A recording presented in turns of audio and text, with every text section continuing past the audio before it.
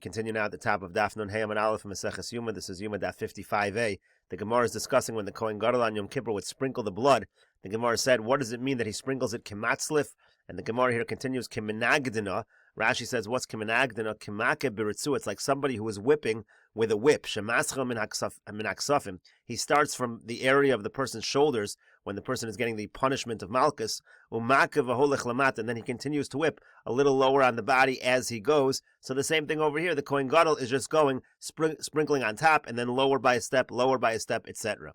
And the Gemara continues, Tana, it was taught, Kishu maza eno maza al ha-kaporis. When the Kohen Gadol would sprinkle the blood, he wouldn't actually sprinkle on top of the kaporis. The kaporis was the cover of the aron.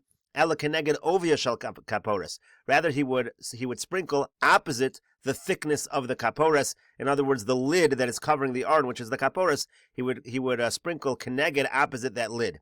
Kishu maza lamala, when he sprinkled upward, mitzaded yado lamata, so the back of his hand would be pointing downward. And when he was sprinkling downward, mitzaded yado lamala, then the back of his hand was pointing upward. Rashi over here says, Eino maza al ha-kaporas al gaga. He wouldn't sprinkle onto the roof of the kaporas. Ela keneged ovia. It would be opposite or corresponding to the thickness. V'lo hayu damim nogan ba. There was no blood that actually touched the kaporas. It was just in that direction. Kishu maza achas lamala. When he did the sprinkle, that one that was considered upward, mitzaded gav yado lamata. So the back of his hand would be pointing downward. Umaza klape mali. He would sprinkle in an upward direction.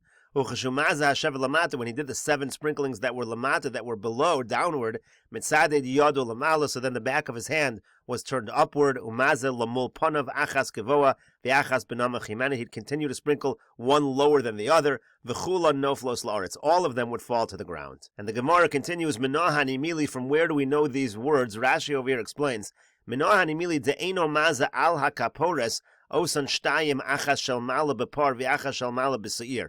When it comes to the blood of the par of the bull, and when it comes to the blood of the seir, so you have 2 sprinklings, each one has 1 sprinkling that's lamala.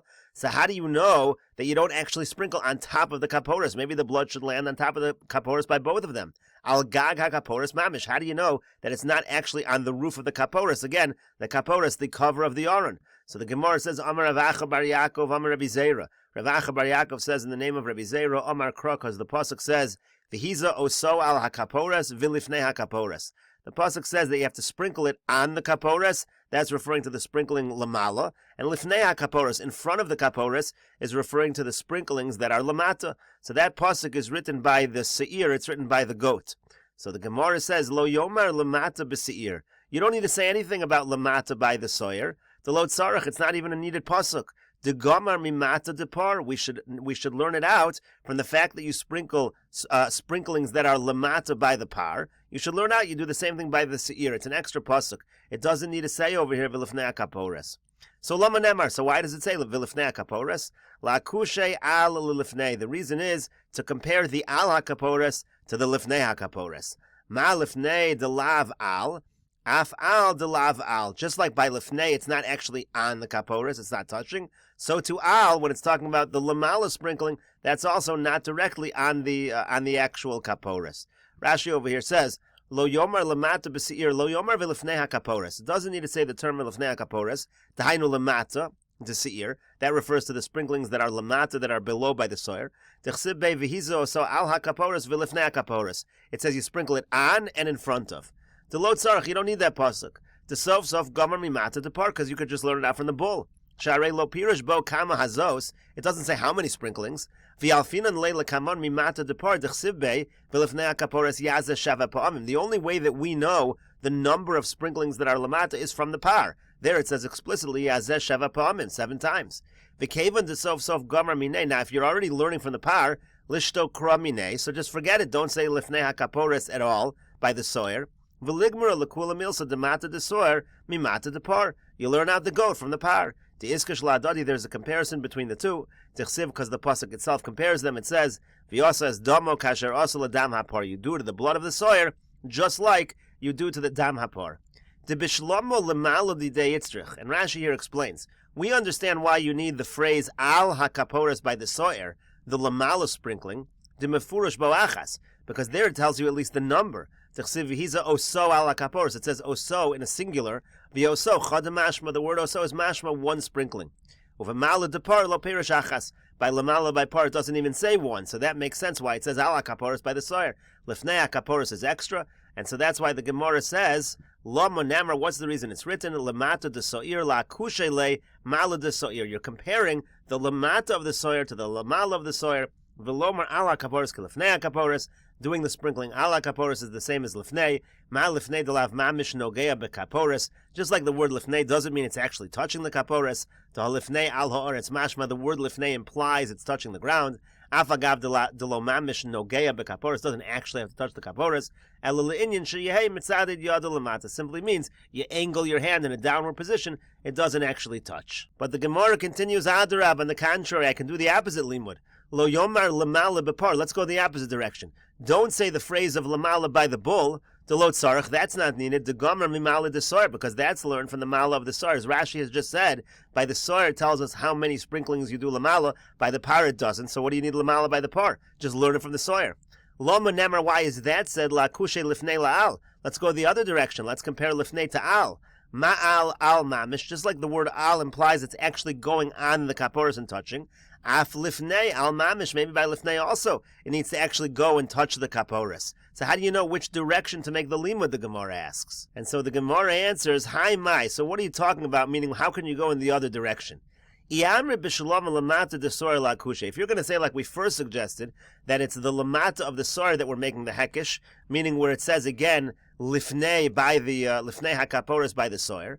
So then, lamala de parmi boile, that extra phrase of lamala by the par, where it says al hakaporos by the par, that would be needed for something else. That would be needed for that which was taught in the yeshiva of Rabbi Eliezer ben Yaakov. The Tana Devei Rabbi Eliezer ben Yaakov, because it was taught in the yeshiva of Rabbi Eliezer ben Yaakov. Al Pnei HaKaporos Kedma. The pasuk says Al Pnei HaKaporos Kedma. That's the pasuk in question.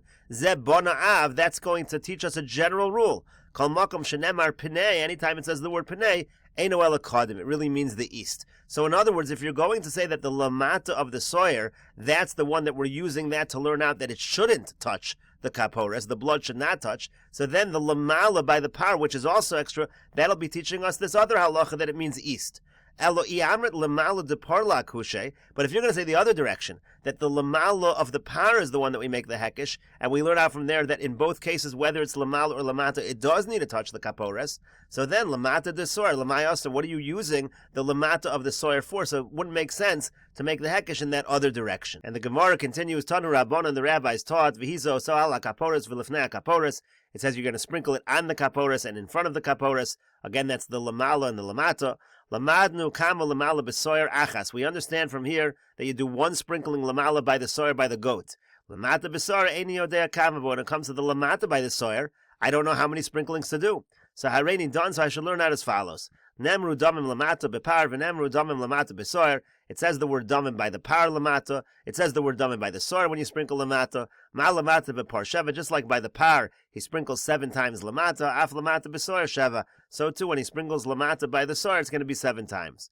O klach l'derech zuer. The Gemara says no. Maybe go the other direction. Nemru damim lamala b'soyer v'nemru damim lamata b'soyer. It says damim by lamala by soyer, and it says lamala by and it says lamata by soyer. So learn out soyer from soyer. Mala b'soyer achas. Just like when you do the sprinkling lamala by the soyer, it's 1 sprinkling. Af lamata b'soyer achas. So too, when you do lamata, it's also going to be 1. And so the Gemara says, no, nira l'mi dome. You got to see what's more comparable. Don in mata mi mata vein don in mata mi lamala. It's better to learn a mata from a mata, meaning learn the soyer from the par, both lamata. Don't learn the soyer from the soyer, lamata from lamala.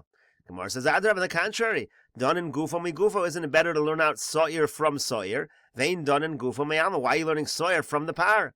So the Gemara says, no, Talmud lomer, because the pasuk says, V'yosa is damo kasherasa l'dam hapar. You got to treat the blood of the soyer just like the blood of the par. She'ein Talmud lomer kasherasa. Doesn't need to say this phrase.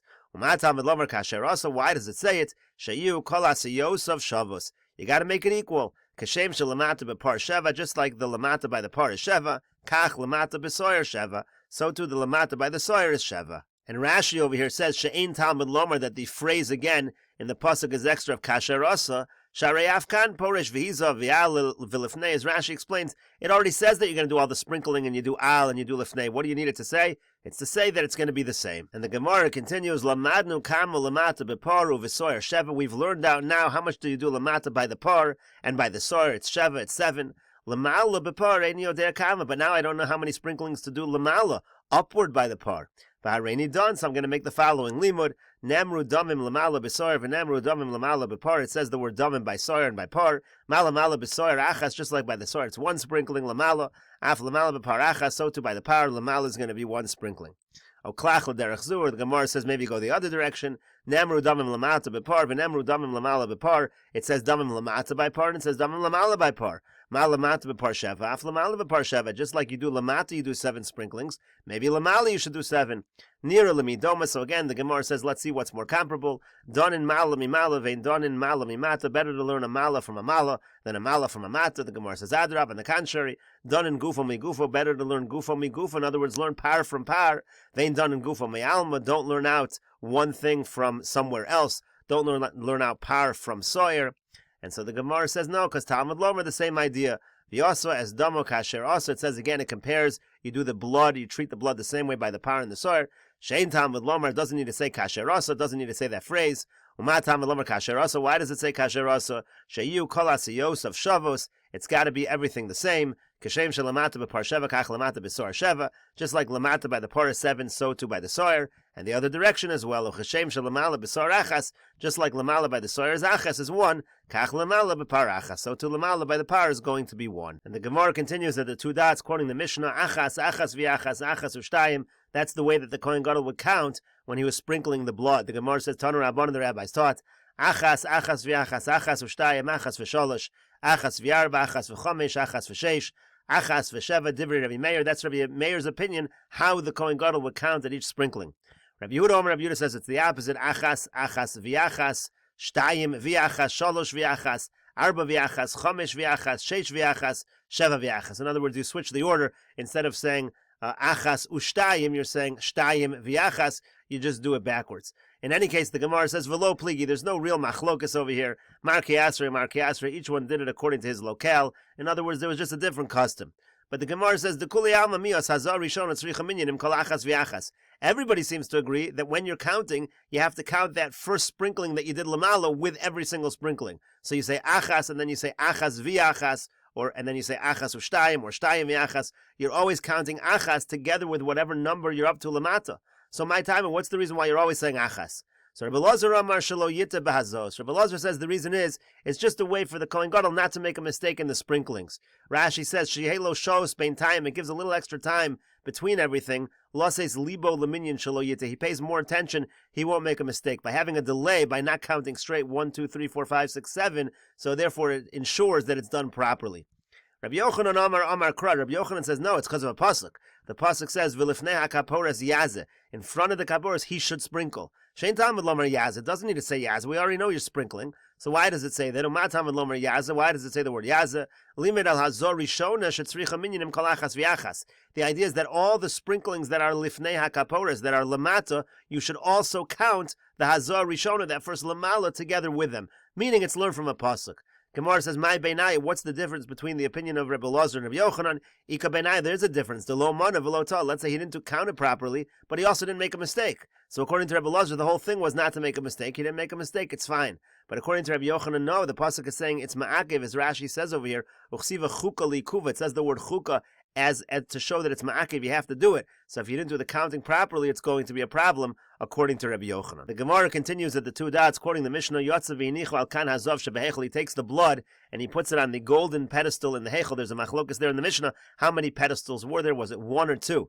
The Gemara here says, Tanan Hasam, we learned in a Mishnah over there. Mesoras Hashas says it's not a Mishnah, but it's a Tosefta and Shkolim. Rabbi Yehuda says, Lo hayu shofaros l'kinei chova. They did not have shofaros where you keep the money. When a person would put in money for karbanos, they did not have shofaros for the bird karbanos that were obligatory. Mipnei hatarov is because there was a concern that things would get mixed up. And ma'im mipnei hatarovis, what do you mean things are going to get mixed up? Amar Rav Yosef says, Mipnei taroves chova ben adava. We're afraid that karbanos that are obligatory, that are chova, are going to get mixed up with donation karbanos. Rashi over here explains. Shofar lasis l'socho mos. A shofar was basically like a tzedakah box where they would put in the money. It was in the shape of a shofar. Misha olav kan chova shel zav v'zava v'yoledes amatami mikdash. All of these various individuals have an obligation to bring bird karbanos. A zava, yoledes, someone who just gave birth. Matame mikdash. Kashem shayu shofaras lekan nedava. Now, there were no shofaras for the kinei chova, but there was shofaras for kan nedava. In other words, if someone wanted to donate a bird carbon, there was a shofar, there was a tzedakah box. Kenetanya lekaman b'shmaitin v'akwanim lochen b'mos kinin umakrivanos. The Kohanim would purchase the birds with the money that was in there. They would purchase the birds for the karbanos and they would bring it. And why didn't they have shofaras for the chova? They're afraid if they have two sets of shofaras, you might get mixed up. Shami Yischalef shofar b'shofar, you'll get confused which one's for which. V'yakariv mimo is shofar hachova nedava mishel nedava chova. You'll take money that was donated for chova, you'll bring nedava karbanos, or the reverse. You'll take money for nedava karbanos, you'll bring chova. B'tifsel, it's all going to be possible. Shachova achas lechatos v'achas leola, because the chova, the obligation is you bring one bird as a carbon chatos and one bird as a carbon ola. V'anedava kulan olas, nedava is going to be all carbon ola. V'ain masa ola, masa chatos shavin. What you do with an ola is not the same thing that you do with a chatos. So therefore, Rabbi Yehuda says you don't have shofaras at all for kinei chova. We're afraid things are going to get mixed up. So Amar le Abaye, so Abaye said to him, V'na v'trei, why not make two shofaras? V'nichtav alayu, haid chova, v'haid nedava. And then you'll just write, one of them you'll write the word chova, one of them you'll write the word nedava, and you won't get mixed up. And so the Gemara answers Rabbi Yehuda according to Rabbi Yehuda, and we'll continue with this discussion in the next video on Daf Nun Hey Amud Beis.